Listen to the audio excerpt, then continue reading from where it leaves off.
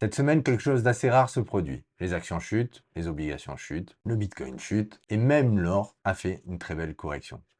Aussi, seul le cash semble avoir de la valeur en ce moment. Ça tombe bien, puisque sur le portefeuille, on en a à hauteur de 40%. Bienvenue dans ce journal d'investissement. Si tu ne me connais pas, je suis Fabien Vanni, investisseur depuis Maurice. Je partage depuis la création de ce portefeuille mon raisonnement, mes prises de position, mes choix, sans blabla, sans bullshit, en toute transparence. Nous allons rentrer d'ailleurs dans le portefeuille pour voir les arbitrages et mon raisonnement actuellement et surtout la santé de ce portefeuille. Tu peux le voir qu'il est déjà vert depuis le début de l'année alors que les marchés sont dans la tourmente. On rentre dans le portefeuille, on voit ça ensemble. À tout de suite. Et bienvenue dans les portefeuilles. On va commencer par les statistiques. Comme tu peux le voir, on a un peu plus de 59% d'actifs actuellement dans ce portefeuille. Le tout plus au-dessus des ETF, on est à hauteur de 53%, des actions 33% et crypto à hauteur de 13%. Comme tu peux le voir, je surperforme le SP500 maintenant depuis un mois. Bon, j'ai envie de dire justement dans la douloureuse, mais c'est ce qui me fait passer bien au-dessus du SP500 depuis la création de ce portefeuille où maintenant je surperforme le SP500 complètement. Donc cocorico, j'ai envie de dire. Bon, surtout, ce qui permet de bénéficier de cela, c'est la diversification d'actifs, hein, comme je le dis, j'arrête pas de le répéter chaque semaine. Ça me permet justement de bénéficier d'une moindre volatilité lorsque en fait on a ce genre de comportement, c'est-à-dire une correction qui s'amène sur les marchés financiers. Où en sommes-nous cette semaine? Bon, le SP500, bon, depuis la création, j'avais fait un DCA.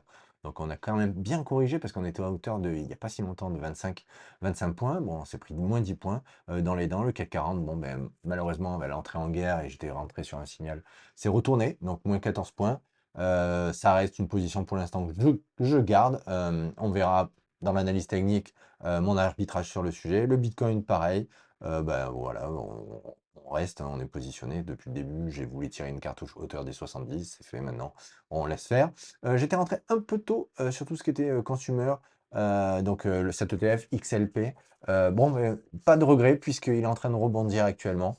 Et je mise sur cet ETF parce que c'est les entreprises qui sont capables de répertorier au niveau des tarifs l'inflation, des matières premières. Et comme on en était plein dedans, il est fort possible que si la guerre en Iran continue, une inflation se pointe son nez. Et dans ce cas-là, ces sociétés en bénéficieront. C'est pour ça que je conserve ma position.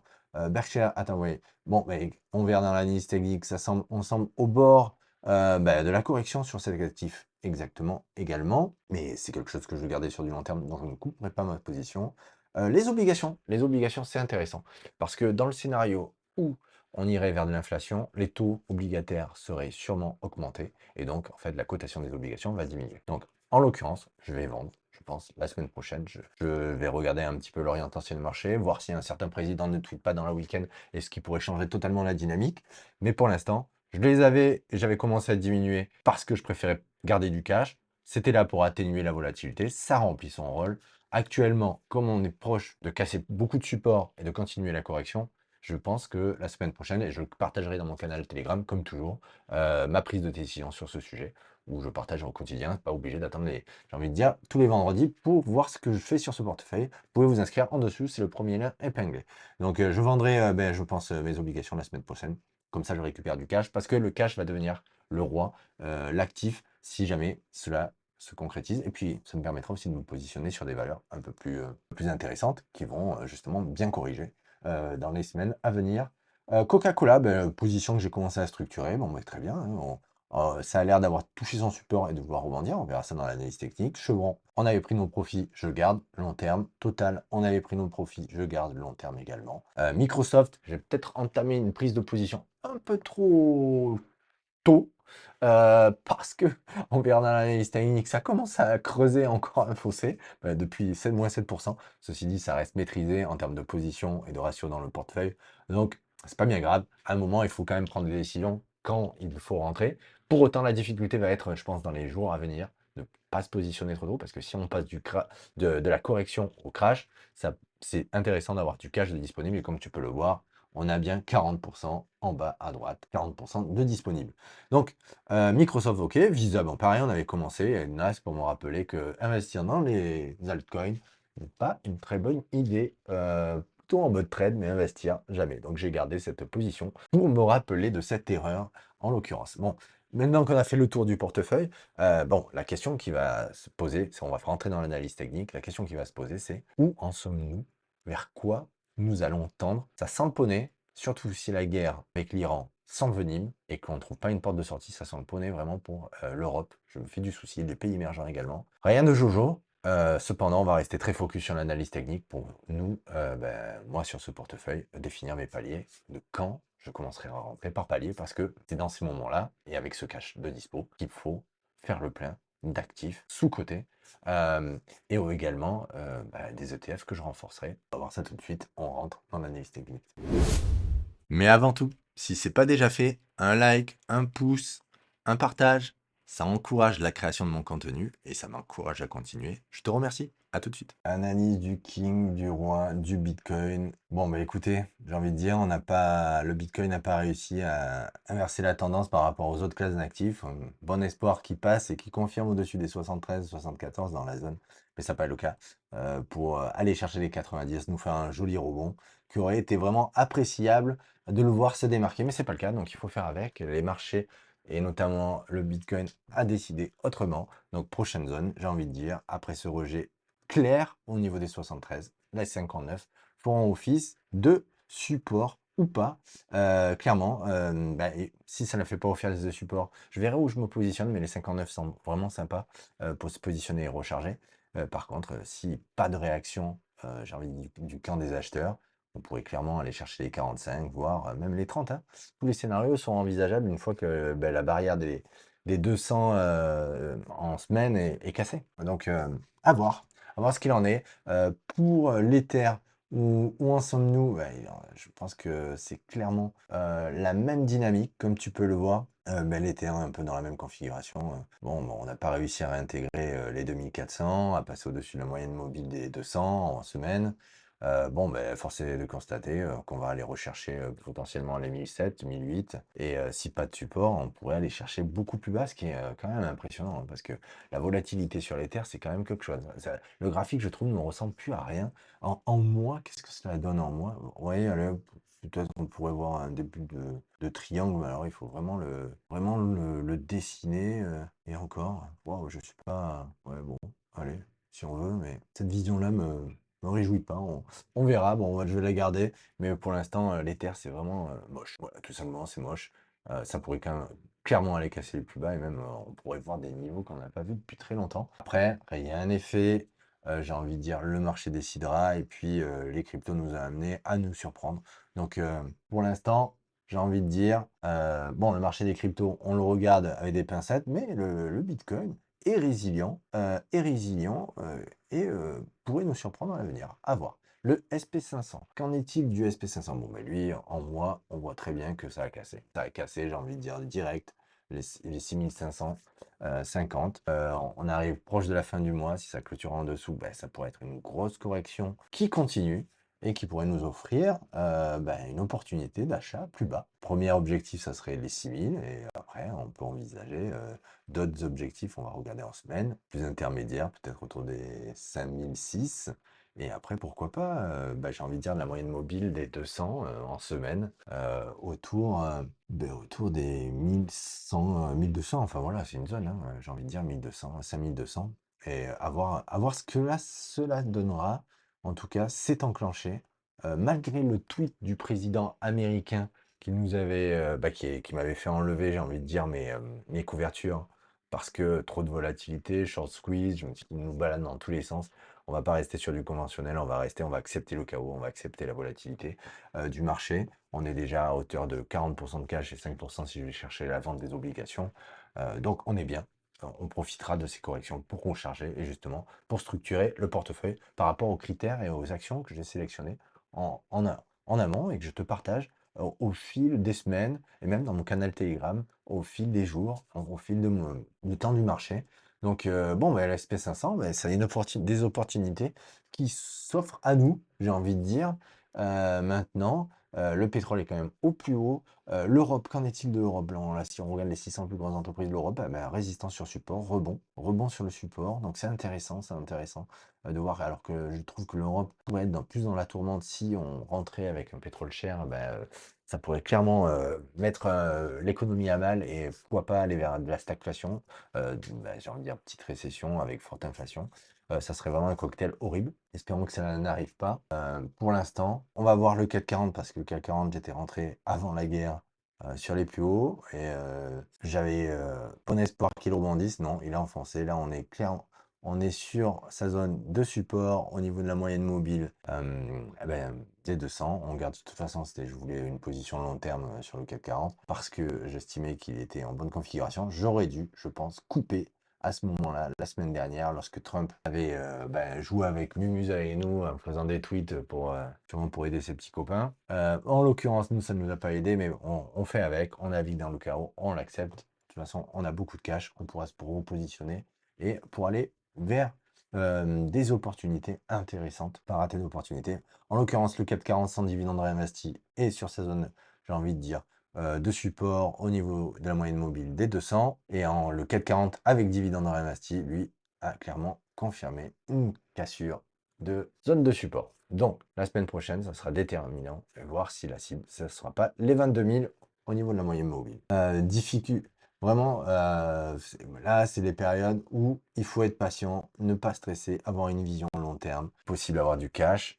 Dites-moi en commentaire si vous avez du cash, si vous avez pu sécuriser une partie de vos gains avant ce conflit et pourquoi, qu'est-ce qui vous avait mis la puce à l'oreille. Moi, en tout cas, avec les signaux que je partage depuis un petit moment, le pétrole, on avait vu venir quand même les commodities au niveau matières premières, on avait vu venir des signaux quand même qui nous alertaient que potentiellement il y avait quelque chose de gros qui se préparait et comme quoi l'analyse technique peut nous permettre quand même j'aime pas dire prédire l'avenir, mais envisager des scénarios importants, et notamment lorsqu'il y a des cassures. Et force est de constater quand même que ce qu'on suit depuis ces semaines entre les matières premières et le pétrole, bon, on a pris nos profits, donc je ne partage pas les analyses, mais c'est quand même, ça avait donné un petit peu le là avant que cela se passe. Donc c'est intéressant de voir ça, et c'est ce qui m'avait fait justement prendre mes profits et mettre de côté de l'argent en voie de ne forcément, j'avais peur, une petite crainte de rater le train, mais je préfère, comme je le dis régulièrement, rater le train et pas me prendre un bus dans la face,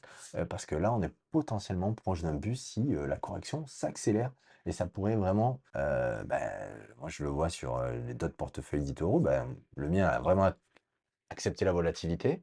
Il y en a beaucoup, ils se la prennent de plein fouet. Et on verra si on rentre dans une correction où on peut aller vers des -50.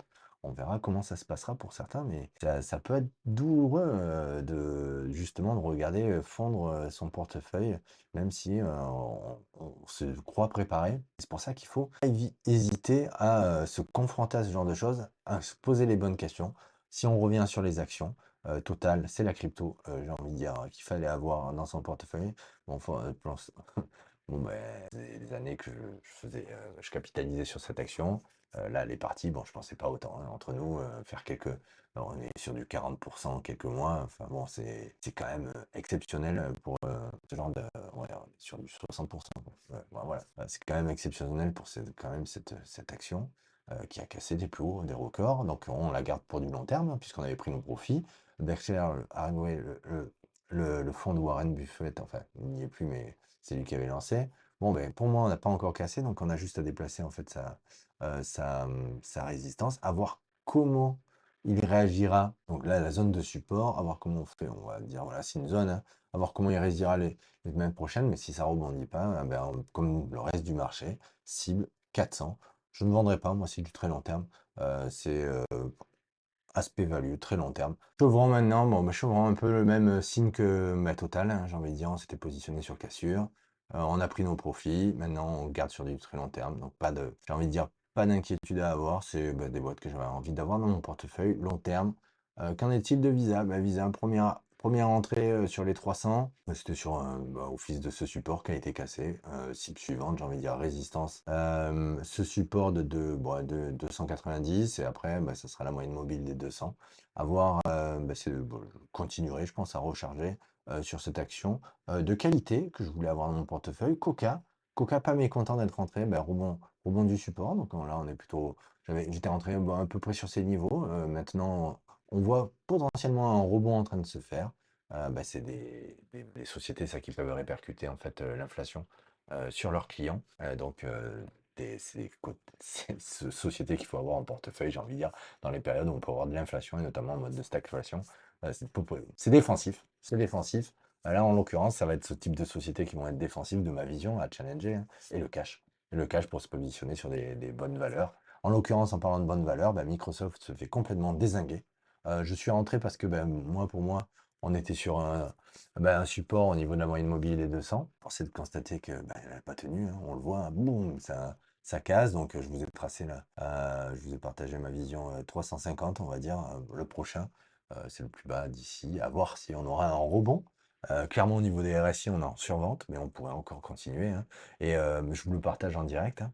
La dernière fois, en fait, qu'on avait cassé cette moyenne mobile, c'était pendant la période, et je vous le montre, des surprimes. Il faut savoir, pendant la période des surprimes, au niveau, alors là, on va essayer de grossir, de faire les choses bien. Très loin, et c'est très petit, on avait vu qu'on avait eu un -50 et que après avoir cassé -50, oui, après avoir cassé, on avait eu encore -25. Donc c'est possible qu'on ait suivant si la correction actuelle se transforme, fait sortir des zombies du placard, euh, et qu'on n'aurait pas venu et qu'on arrive dans un crack, plus de correction à crack, on pourrait clairement aller vers des plus bas, pourquoi pas les 200. Bon, on n'y est pas encore, hein, j'ai envie de dire, mais c'est pour ça qu'il faut pas trop se précipiter. C'est ce qui va être dur, de pas trop se précipiter à l'achat sur des valeurs, pour garder notre cash justement, même si on voit un rebond, qu'on a l'impression que ça part à nous, résister un peu, je vais résister un petit peu à cette envie et pour préserver en fait le capital. Car là, le cash est king, hein, donc il faut garder bien ça en tête, que dans ces périodes de correction, voire de crash potentiel, on pourrait être content d'avoir en fait encore, c'est quelque chose que je partage dans mes coachings personnels pour des stratégies long terme, et non pas sur stratégie comme ça active, mais où vraiment avoir du cash en réserve pour des opportunités, c'est vraiment quelque chose qui sanctuarise. Et là, je pense à des personnes qui ont été coachées par mes services, doivent être contents vraiment s'ils ont gardé une poche de cash à côté. Bon, et ça, c'est chacun voit midi à sa porte, mais c'est vrai que en ce moment, quand on était sur des plus hauts, qu'on n'arrêtait pas de battre des plus hauts, bon, et il fallait quand même se méfier, j'ai envie de dire, d'un potentiellement retournement de marché. Et actuellement, on ne sait pas jusqu'où ça ira. Je vais partager aussi parce que c'est intéressant, justement cet ETF, le XLP, qui en fait répertorie toutes les boîtes de type Coca, hein, consumer service, c'est-à-dire services de consommation, et qui peuvent justement répercuter le prix de choc inflationniste sur leurs clients. Et en l'occurrence, on voit que, alors que tout a dégringolé, le XLP et l'énergie sont verts cette semaine. Donc le XLP n'était pas depuis un petit moment, il subissait. Et là, j'ai envie de dire, c'est la première semaine où justement, il nous fait une bougie, il finit dans le vert. Et regardez le type de bougie, ça permet d'envisager un possible rebond. On verra ce que le marché choisit et l'indicateur qu'il va nous donner. C'est toujours intéressant, j'ai envie de dire, de voir cela. Bon, cette semaine, pas de grosses nouveautés. On a été un petit peu baladé par le président américain et ses tweets assassins. Le portefeuille, on a du cash. On reste vigilant. À l'écoute. On suit ça semaine après semaine. Si tu as apprécié d'ailleurs ma vision des marchés, à toi de challenger, toute transparence, sans bullshit. Moi, c'est du concret. Je partage mes positions. Tu vois mes réussites et mes erreurs. Et en ce moment, force est de constater que je surperforme le SP500, donc Cocorico. Mets-moi un like, un commentaire, partage si tu as apprécié. Je te souhaite une belle semaine. On reste connecté sur le canal Telegram. Et, et voilà, j'ai envie de dire, bon investissement à vous. Bon week-end.